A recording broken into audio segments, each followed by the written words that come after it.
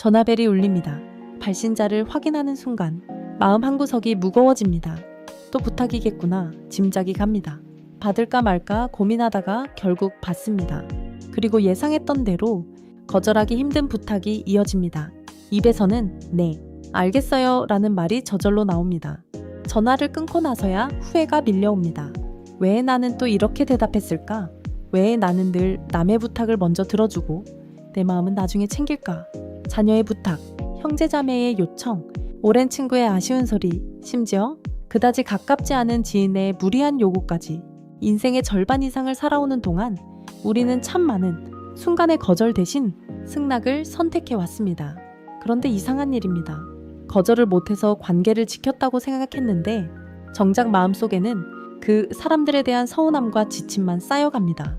혹시 거절을 잘하는 사람이 오히려 관계를 더 오래, 더 편안하게 이어가는 건 아닐까요? 혹시 이런 경험 있으신가요?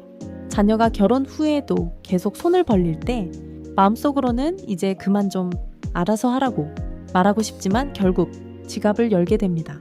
형제 자매 모임에서 누군가 늘 당신에게만 뒤처리를 떠넘길 때 화가 나면서도 웃으며 알겠다고 대답합니다. 오랜 친구가 자꾸만 시간을 요구할 때 내 몸과 마음이 지쳐 있어도 참아 안 된다는 말을 꺼내지 못합니다. 우리는 살면서 착한 사람이 되어야 한다는 무언의 규칙을 배워왔습니다.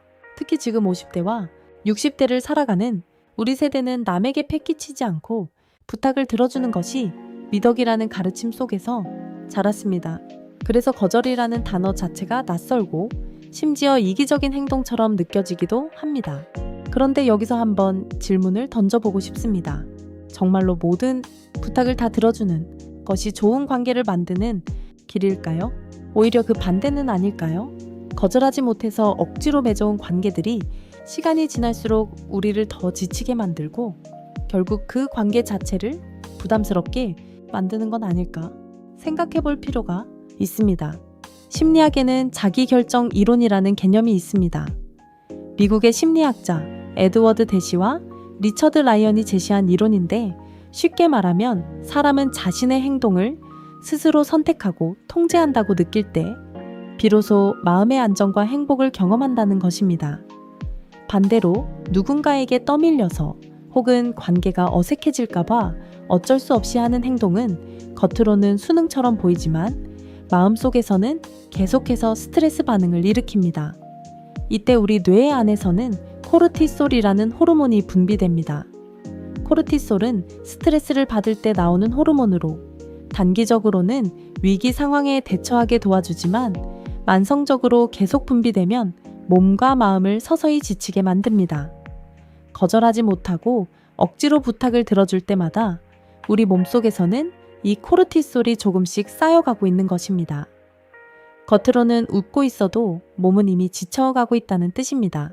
여기에 편도체라는 뇌 부위도 관련이 있습니다.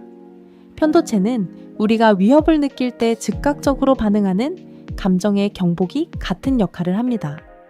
누군가 부탁을 해오는 순간 우리 뇌의 편도체는 이 부탁을 거절했을 때 벌어질지도 모르는 갈등이나 서운함, 관계의 단절을 미리 상상하며 두려움을 느낍니다.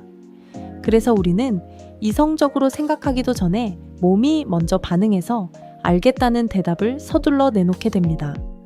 이것은 우리가 나약해서가 아니라 뇌가 관계의 안전을 지키기 위해 작동하는 생존 방식이기 때문입니다. 다만 문제는 이 편도체의 경보가 지나치게 예민해져 있을 때입니다. 실제로는 거절해도 관계가 무너지지 않는데 뇌는 마치 큰일이 날 것처럼 반응하는 것입니다. 다행히 우리 뇌에는 신경가소성이라는 놀라운 능력이 있습니다. 신경가소성이란 우리의 뇌가 나이와 상관없이 새로운 경험과 반복된 연습을 통해 계속해서 변화하고 재구성될 수 있다는 원리입니다. 즉, 지금까지 거절을 못하던 사람도 작은 거절의 경험을 반복해서 쌓아가다 보면 뇌가 그 경험을 안전한 것으로 새롭게 학습하게 됩니다. 거절을 했는데도 관계가 끊어지지 않았다는 경험이 쌓이면 편도체의 과도한 경보는 서서히 잦아들고 대신 전전두엽이 더 활발하게 작동하기 시작합니다. 전전두엽은 우리 뇌에서 이성적인 판단과 조절을 담당하는 부위로 여기가 잘 작동할수록 우리는 감정에 휩쓸리지 않고 지금 이 부탁을 들어주는 것이 정말 나에게 맞는 선택인지 차분하게 판단할 수 있게 됩니다. 사실은 거절을 잘하는 사람일수록 사람들과의 관계가 더 편안해지고 오래 지속된다는 것이 여러 심리 연구에서 밝혀지고 있습니다. 놀랍게도 이는 우리의 상식과는 정반대의 결과입니다. 우리는 흔히 거절을 하면 관계가 멀어지고 부탁을 잘 들어주면 관계가 가까워진다고 믿어왔습니다. 그런데 실제로는 그 반대의 경우가 훨씬 더 많습니다. 거절을 못하고 모든 부탁을 다 들어주는 사람 곁에는 시간이 지날수록 그 사람을 편하게 이용하려는 사람들만 남게 됩니다. 반면 자신의 경계를 분명히 하고 필요할 때는 정중하게 거절할 줄 아는 사람 곁에는 그 사람을 진심으로 존중하는 사람들이 남습니다. 이것을 하나의 비유로 설명해 보겠습니다. 우리 마음은 마치 정원과 같습니다. 정원을 가꾸는 사람은 모든 씨앗을 다 심어주지 않습니다. 어떤 씨앗은 심을 자리를 마련해주고 어떤 씨앗은 정중히 돌려보냅니다. 그렇게 선별해서 가꾼 정원만이 아름답게 자라날 수 있습니다. 만약 모든 씨앗을 다 받아들인다면 정원은 금세 잡초로 뒤덮여 정작 소중한 꽃들이 자랄 자리를 잃어버리게 될 것입니다. 우리의 인간관계도 마찬가지입니다. 모든 부탁을 다 받아들이는 것은 정원의 아무 씨앗이나 다 심어버리는 것과 같습니다. 결국 정작 소중한 사람들과 보낼 시간과 에너지가 부족해지고 맙니다. 특히 지금 우리 세대는 인생의 중요한 전환점 위에 서 있습니다. 자녀들은 독립했거나 독립을 준비하고 있고 부모님을 돌보던 시절도 지나가고 있으며 은퇴를 앞두거나 이미 새로운 인생 2막을 시작한 분들도 많습니다. 이런 시기일수록 우리에게 남은 시간과 에너지를 어디에 쓸 것인가는 그 어느 때보다 중요한 문제입니다.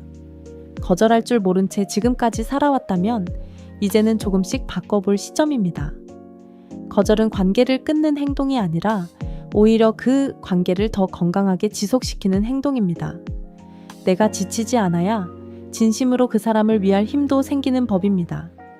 억지로 참으며 맺어가는 관계는 결국 언젠가 지쳐서 무너지지만 서로의 경계를 존중하며 맺어가는 관계는 시간이 지날수록 더욱 단단해집니다. 그렇다면 내일부터 무엇을 시작해 볼 수 있을까요? 거창한 결심은 필요 없습니다. 아주 작은 것부터 시작하면 됩니다. 첫 번째로 부탁을 받았을 때 바로 대답하지 않는 연습을 해보세요. 생각해보고 다시 연락드릴게요. 라는 한마디만으로도 편도체가 즉각적으로 반응해서 튀어나오는 대답을 한 박자 늦출 수 있습니다.